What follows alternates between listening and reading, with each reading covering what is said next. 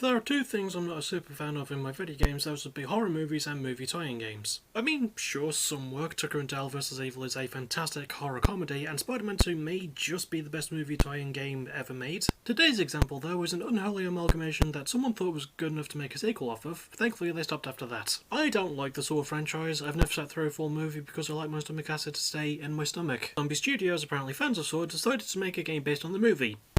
Sort of. It's a bridge all burned, shoot and stab with a pathetic scalpel as I tell you my thoughts, feelings and experiences about this survival horror. Let's take a crack at it.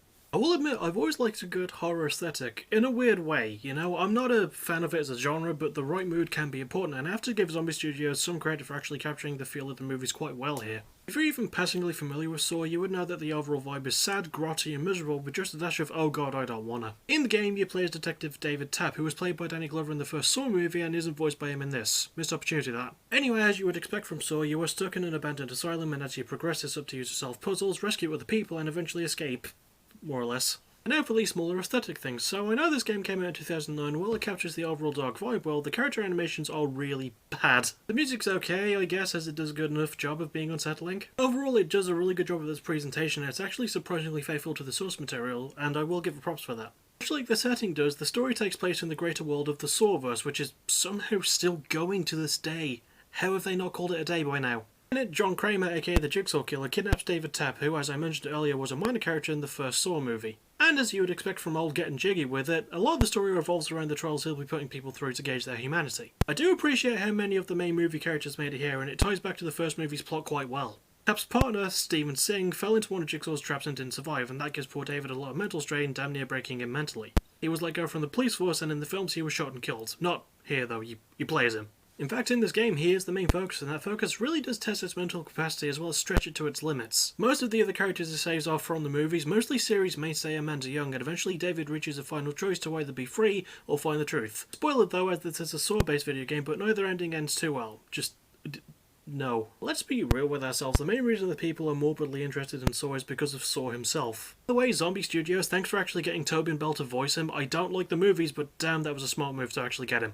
And the fact that he's such a prominent figure with a long list of tests for David to pass doesn't hurt, so the dude has earned his status. David himself seems like a character with his morals in the right place, but his obsession with finding the truth leads him to making mistakes. The more the game goes, the more he breaks, and goddamn no fucker in the game is grateful when he saves them. But considering that he somehow found a way to hurt them in his own selfish pursuit of Jigsaw, that contempt isn't entirely undeserved. To be fair, most of the people you save are just there to either betray you or leave you be after calling you mean names, but Amanda Young has precedence over the story, seeing as she's Pighead, Jigsaw's faithful apprentice. I have to admit, even though that didn't actually happen in the movies to my knowledge, it was a hella interesting twist for the game, so I like how the writers played this one out. That was actually quite a smart move by them. The gameplay is divided between trying to survive and solve Jigsaw's traps and fighting all the other nutjobs who are locked up in the asylum. The puzzles are mostly minigame based, with a circuit breaker game not unlike the classic Pipe Dream, a pipe minigame to stop poisonous gas, and hell, even when saving other characters you get special minigames just for them. How nice. Combat is really wonky. You can pick up weapons that break after a certain time, but my advice, only use weapons to break walls. You can actually beat enemies easier and much faster by just spamming the jab button. The combat sucks anyway, so if you do plan on playing this, then first of all,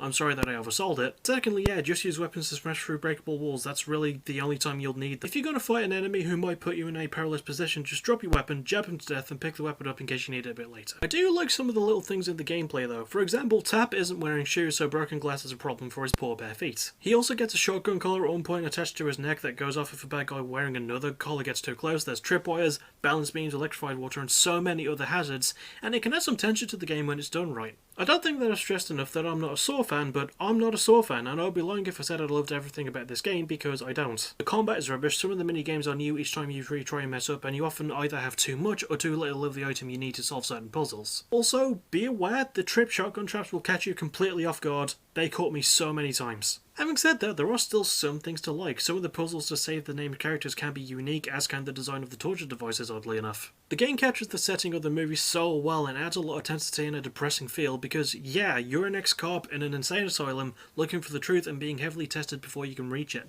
The graphics are a bit too grotty at times that can make things difficult to see, the character animations are laughably bad, and the environments look really samey. The music can have its really good moments sometimes though, and again, I cannot give enough credit to Tobin Bell's absolutely haunting performance as Jigsaw. Even David Tapp's voice actor has some nice moments on occasion too. I'm giving this game an overall score of 4.5 out of 10. A lot of movie tie-ins are not great, especially if they're based on a franchise that should have ended after one and stopped milking the cash cow. I mean, that thing's dead, like the milk is just dust by this point. Source combat is terrible, and it's not an easy game to sit through for how short it is. Still, it captures the grim feel of the movies, the story has some good writing, especially the double-edged ending, and Tobin Bell just kills it as the main character, because we all know that Jigsaw's the main dude. Come on. That'll about do it for this review. This took me way too long to get around to finishing. The next game I'm going to review could be Titanfall 2. I want to do Crysis 2, but as I'm currently playing Crysis 1 and eventually will get to Crysis 3, I want to push that back and maybe do all three of those in a row if I can get around to that, which won't be until way late in the year. Anyway, what's going to become next? I'm way behind on music reviews, so I should get back to those if I want to get a Music of the Week episode done.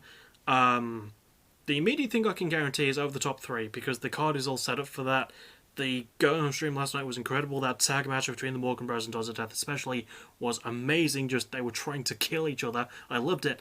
And, that'll be about it. Oh, Ultimate Fighter episode review, probably on Friday too. So, yeah, and also I will put the parts of the Go Home show up, hopefully tonight. So that way you can catch up on those before the pay-per-view on Friday. And that's all I really have to say. Thank you a lot, I guess. I'll just sign off. Thank you for watching. You're awesome. Bye-bye.